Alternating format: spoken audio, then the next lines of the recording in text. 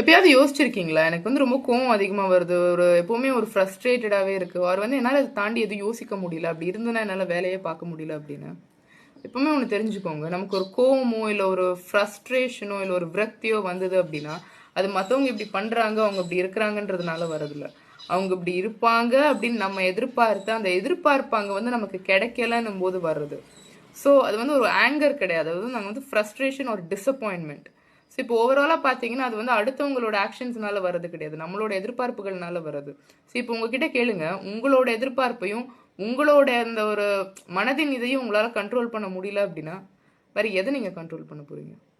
வாழ்க்கையில் எல்லாமே முதல்ல இங்கே ஆரம்பிக்குது, இங்கே இருந்து இங்கே வருது, அண்ட் இங்கே இருந்து தான் வெளியே எல்லாமே உங்களுக்கு மேனிஃபெஸ்ட் ஆகுது. ஸோ முதல்ல நீங்கள் என்ன நினைக்கிறீங்க, நீங்கள் என்ன யோசிக்கிறீங்கன்றதை பாருங்க, அப்புறம் எல்லாமே சரியாக வரும்.